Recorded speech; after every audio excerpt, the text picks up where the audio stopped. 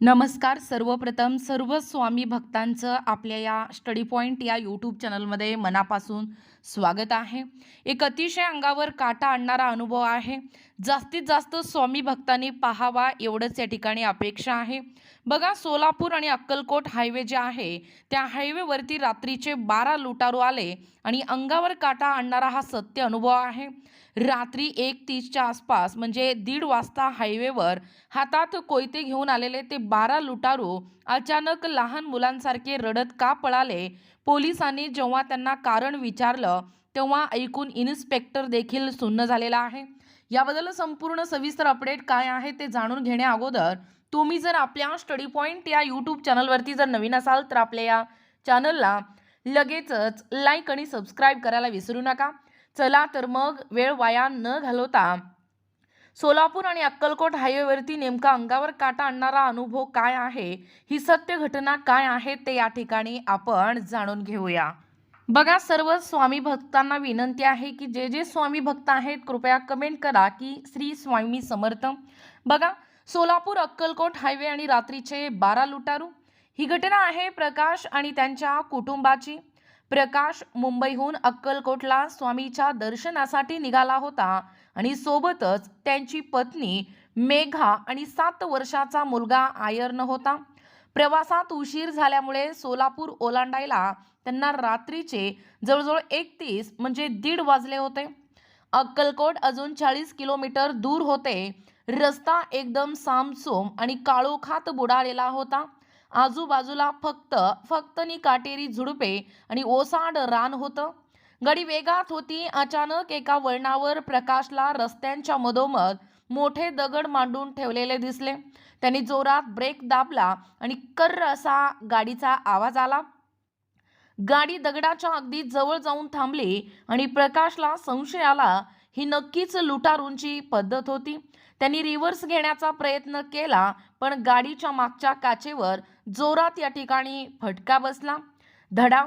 प्रकाशने आरशात पाहिलं तर गाडीला चारही बाजूने म्हणजे 8 ते 10 भयानक माणसं, या माणसांनी या गाडीला घेरलं होतं. त्याच्या हातात कोयते, सळ्या आणि लाकडी दांडके होते. बघा, अतिशय भयानक अशी परिस्थिती या ठिकाणी निर्माण झालेली होती. प्रकाशने आरशात पाहिलं गेलं तर तेव्हा गाडीला चारही बाजूने 8 ते 10 माणसं जे आहेत त्या गाडीला पूर्णपणे हेरलं होतं. त्यांच्या हातात जवळजवळ कोयते, सळ्या आणि लाकडी दांडके होती. त्यांचे चेहरे रुमालाने बांधलेले होते. फक्त क्रूर डोळे दिसत होते. एका ड्रायव्हर सीटची काच फोडली आणि काचाचे तुकडे प्रकाशच्या अंगावर पडले. दरवाजा उघड, नाहीतर सगळ्यांना कापून टाकेन, तो लुटारू या ठिकाणी ओरडला. मेघा आणि आर्यन भीतीने रडू लागले. प्रकाशने हात जोडले. भाऊ, पैसे घ्या, दागिने घ्या, पण आम्हाला मारू नका. पण ते ऐकण्याच्या मनस्थितीत नव्हते. एकाने प्रकाशला कॉलर पकडून बाहेर खेचलं आणि जमिनीवर पाडलं. दुसऱ्याने मेघाच्या गळ्यातील मंगळसूत्र ओढायला सुरुवात केली आणि प्रकाश हतबल झाला होता. डोळ्यासमोर मृत्यू दिसत होता. त्यांच्याकडे प्रतिकार करायला काहीच नव्हतं. त्याने जमिनीवर पडल्या पडल्या रक्ताळलेल्या हातांनी माती पकडली आणि डोळे मिटून आर्त हाक मारली. स्वामी, तुमच्या दर्शनाला आलो होतो, आता तुम्हीच बघा काय ते, अन्य भावे शरण तुला. त्या लुटारूने प्रकाशवर वार करण्यासाठी कोयता उगारलाच होता आणि तेवढ्यात स्वामी भक्तांनो पहा, त्या काळोखात गाडीच्या हेडलाईटच्या प्रकाशात एक विचित्र गोष्ट घडली. जो लुटारू प्रकाशवर वार करणार होता त्याचा हात हवेतच थिजला. त्याचे डोळे फाटले. तो प्रकाशच्या मागे बघत होता. त्याच्या तोंडून शब्द फुटत नव्हते. तो फक्त बा बा बापरे एवढंच या ठिकाणी ओरडला.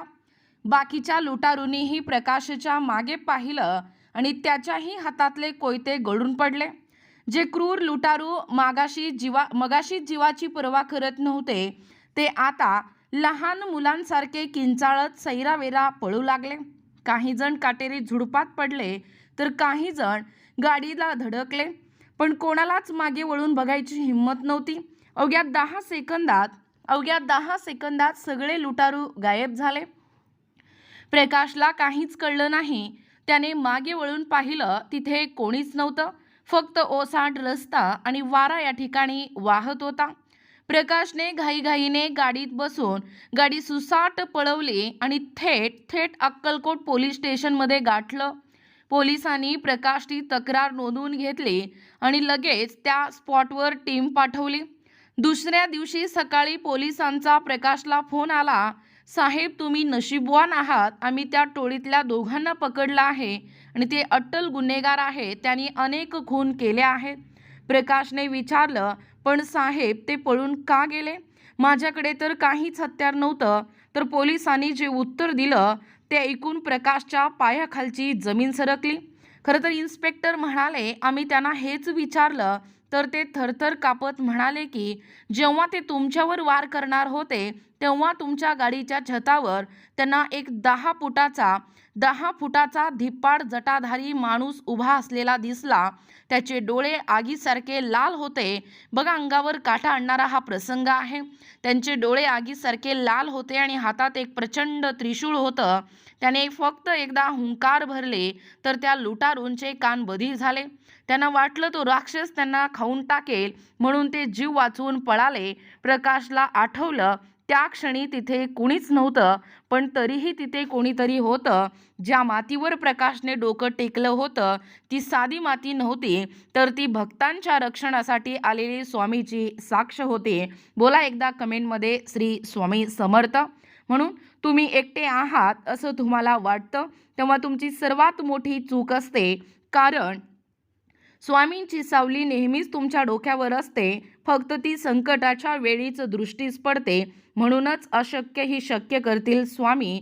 म्हणून भिवू नकोस, मी तुझ्या पाठीशी आहे. आज गुरुवार, हा व्हिडिओ अवश्य पहा आणि जास्तीत जास्त तुमचे जे सर्व स्वामी भक्त आहेत त्यांना देखील शेअर करा, कारण ही अद्भुत अशी घडलेली घटना आहे जी प्रकाशच्या बाबतीत त्या ठिकाणी घडलेली आहे. त्यामुळे हा व्हिडिओ देखील जास्तीत जास्त शेअर करा आणि अंगावर काटा आणणारा हा सत्य अनुभव स्वामीच्या भक्ताच्या निदर्शनास आणलेला आहे. बघा, एकूणच अशाच प्रकारचे नवनवीन अपडेट पाहिजे असतील किंवा तुम्हाला जर आमचे अध्यापनाचे व्हिडिओ आवडत असतील किंवा तुम्ही जर आपल्या स्टडी पॉईंट या यूट्यूब चॅनलवरती जर नवीन असाल तर आपल्या या चॅनलला लगेचच लाईक आणि सबस्क्राईब करायला विसरू नका. भेटूया अशाच पुढच्या नवीन व्हिडिओमध्ये. तोपर्यंत धन्यवाद.